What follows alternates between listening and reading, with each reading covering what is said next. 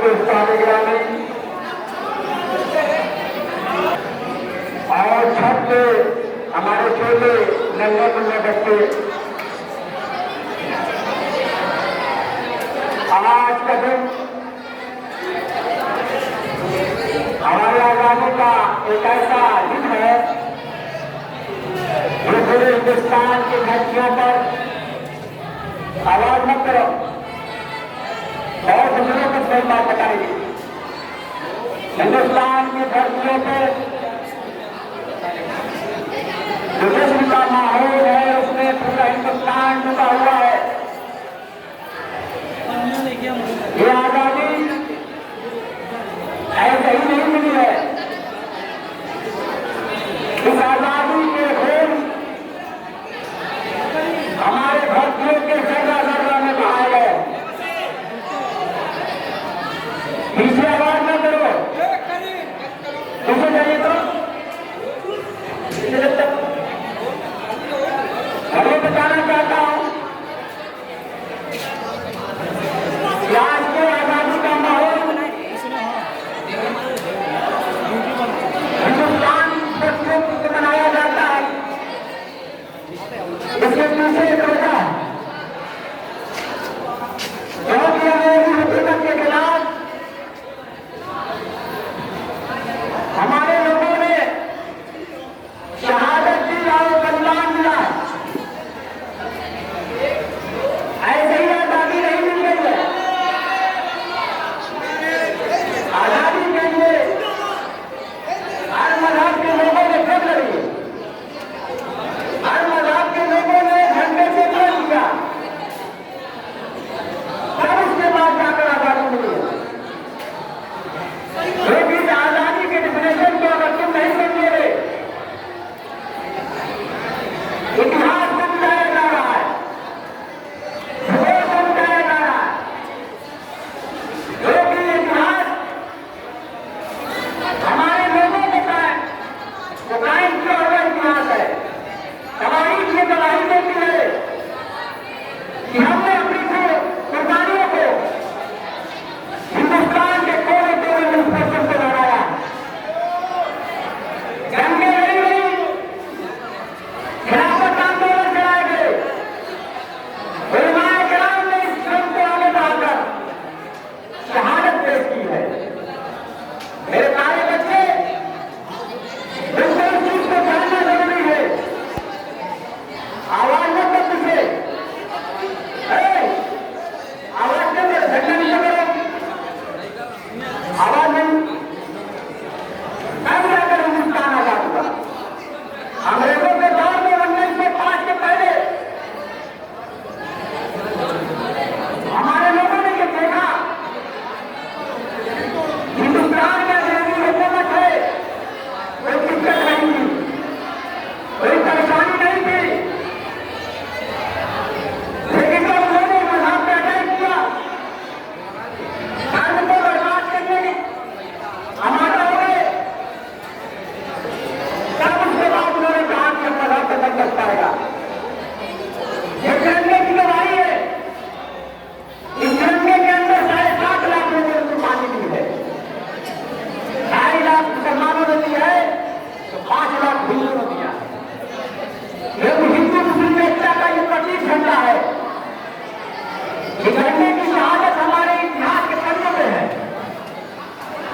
इस झंडे का इतिहास हमारे संविधान में है। झंडे के द्वारा 3 रंगों का ये मामला है।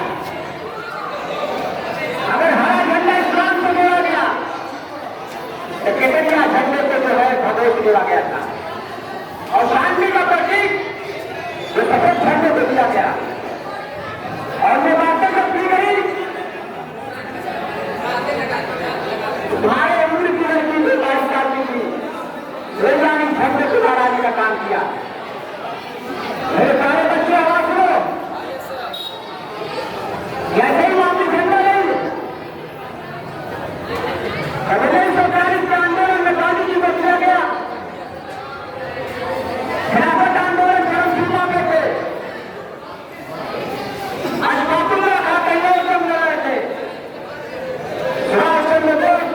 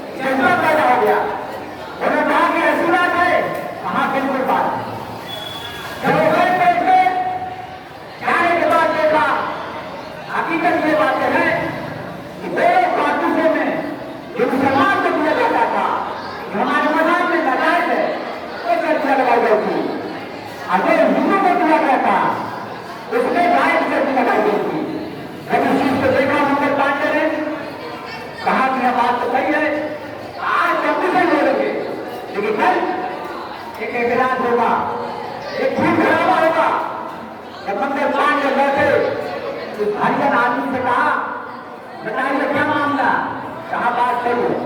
जब दूसरे दिन मेरे के पैर खुल गए, जाने के बाद हकीकत जब दिखाई दी, वहां पे बड़े अधिकारी जो है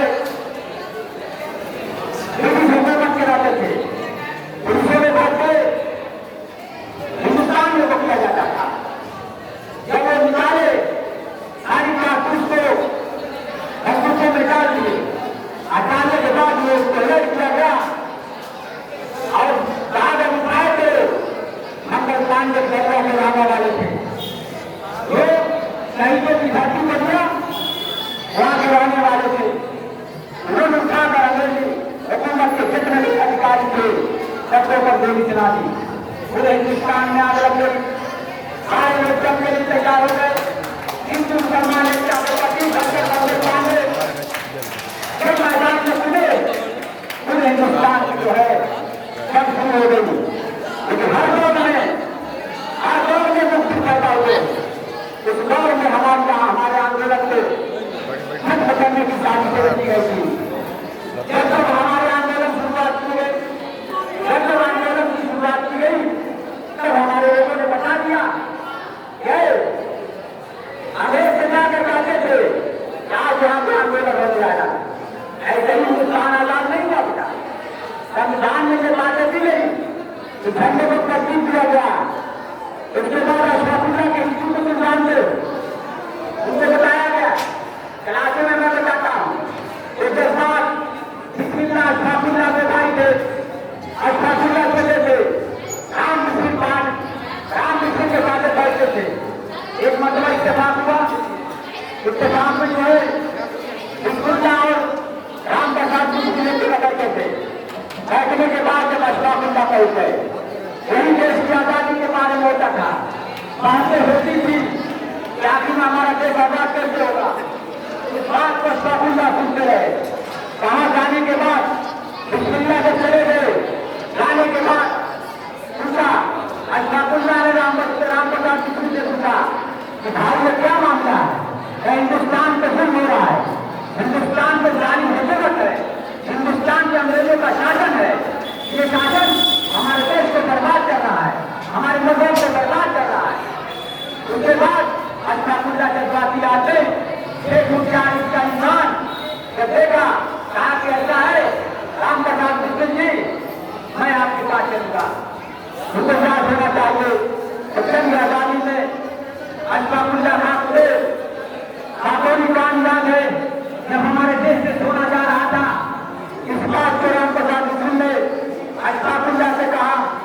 अशफाकुल्ला ने कहा कि पंडित जी मैं इस प्रेम को रोकने का काम करूंगा।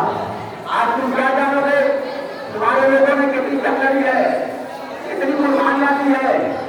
इन सालों के अंदर अशफाकुल्ला बिना खाए पिए भाइयों के अंदर थे। चलने के बाद जब मेरे हाथ से गुजरी, उसको तोड़ने का काम किया था। अशफाकुल्ला थे, आखिर के संघों से थे, आखिर ख्वाहिश ये थी, आखिर में आपको क्या चाहिए, क्योंकि फांसी के फंदे में आप जा रहे हैं। उन्होंने नहीं कहा कि जिस दिन फांसी का फंदा हमारे गले में जाएगा, उसी दिन उसकी बारात जाने वाली थी। क्या ये जज्बात की पैदा कर सकते हो? तुम्हारे अंदर इतने जज्बात है, ऐसा नहीं है। लेकिन इतिहास को जानो, जब इतिहास को जानोगे, भूगोल को पहचानोगे, जब इतिहास मिट जाएगा, भूगोल मिट जाएगा, उसके बाद कोई कपड़ा पहनकर कोई का जूता ना लिया और अल्लाह से ये कहा, सवाई भी अशफाकुल्ला ने, या अल्लाह मेरे कौम को आबाद करना, मैं देश से जा रहा हूँ, लेकिन मेरे कौम के लोग, मेरे देश के लोग हम इतिहास के पन्नों में पढ़ेंगे। ये बातें तुम्हारे जहन में डाली जाती है, इसीलिए बताया जाता है कि तुम इतिहास को जानो। आनंद का इतिहास जब पढ़ोगे तो जानोगे, ये सारी चीजें हैं। लेकिन आज के हालात में क्या है, तुम्हारी जिंदगी क्या है? आज के हालात में हिंदुस्तान में मुसलमानों को भी नजर देखा जाता है। आज के हालात में हिंदुस्तान में नमाज से रोका जा रहा है। आज के हालात में हमारे बच्चों को पढ़ने से रोका जाता है, क्योंकि जब हिंदुस्तान में करने बनती है, हमने नाम किया है, जितने भी नजर जाते हैं इसमें हमारे लक्ष्य नंबर 1 होते हैं। पीछे आवाज नहीं, इसलिए जब कहानी पढ़ेगी, ये लड़कियां बात क्या कर रही हैं? ये लड़कियां बात क्या कर रही हैं? तुम लोग आप बोल रहे कि बात क्या कर तुमने अपने इतिहास को नहीं जाना। कौन हमारे लोगों ने जंगल करी हिंदुस्तान को आजाद कराया, कितने लोगों ने कुर्बानियां दी, दिन से लेकर 80 लोगों ने जब कुर्बानियां दी उनकी एक पहचान थी। इतिहास में जब हमारे लोगों को डाला जाएगा तो आने वाले बच्चे हमारे इतिहास को पढ़ेंगे। यही जाने का मतलब ये है कि बेटा आज के हालात में सबसे ज्यादा इल्म की जरूरत पड़ती है। अगर इल्म तुम्हारे अंदर नहीं है तो सलाहियत नहीं। एक बात का मामला जब से ज्यादा हो गया हमारे देश के प्रधानमंत्री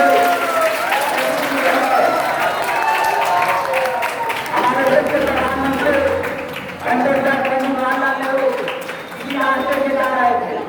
एक बार उनके जुबान में हाथ डाल दिया, पंडित जवाहरलाल नेहरू कहीं खड़े हो गए। किसी ने कहा कि प्रधानमंत्री के गले में हाथ डाल दीजिए। पंडित जवाहरलाल नेहरू ने कहा संविधान में इसका हक दिया गया है, चाहे देश का प्रधानमंत्री हो चाहे देश का राष्ट्रपति हो, उसको पूछने का हक है, उसको पकड़ने का हक है। अगर संविधान में की बातों को तकलीफ हुई होगी, अगर हम उसकी बातों को नहीं मानेंगे, उसका हक होता है हमारे कार्य को पकड़ कर सवाल कर सकते हैं। ये हमारे देश का संविधान है। आजादी के बाद सारे लोगों को सारे मजाहिब को हक दिया गया। आज में वर्तमान की सरकार जो अंग्रेजों के दलाली और मजदूरी करती थी, आज धर्म निरपेक्ष हमारे यहाँ से निकाला जा रहा है, समाजवाद निकाला जा रहा है, धर्म निरपेक्ष निकाल दिया जाएगा। एक धर्म को प्राथमिकता दी जाएगी, बाकी धर्मों को लाचार किया जाएगा। अगर ये बातें है तुम्हारे अंदर तो तुमको जानना पड़ेगा क्योंकि हमारा देश समानतावाद समाजवाद का नारा देता है। हमारा देश धर्म निरपेक्ष की बात करता है क्योंकि जब संविधान बना हमारे देश में तो सारे धर्म को पूजा की गई और ये कहा गया जो भी धर्म के लोग होंगे अपने धर्म के अनुसार पूजा पाठ खेल करेंगे। ये चीजें हमारे दी गई है। लेकिन आज क्या मामला है? आज हमारे नौजवान बच्चे पूजा करते हो, तुम्हारी एक ही जिंदगी मोबाइल है, ये वक्त से निकाल दोगे और क्या हालात को देखो। हमारी बहन को तोड़ा जा रहा है, हमारी मसाजियों को गिराया जा रहा है, हमारे मदरसे में ताले लग रहे हैं। आखिर में तुमने क्या जीतना है? जिंदगी में अलग किसी की लड़ाई होती तो फिर आजादी के लिए तैयार होना पड़ेगा। अगर तुम पढ़े रहोगे तो पवित्र का अधिकार संविधान में दिया गया, फंडामेंटल राइट का अधिकार दिया गया। अगर इस अधिकार को नहीं जानोगे तो तुम इसी तरह से रहोगे। अगर इस अधिकार को नहीं जानोगे तो तुमको लाचार किया जाएगा। अगर इस अधिकार को नहीं जानोगे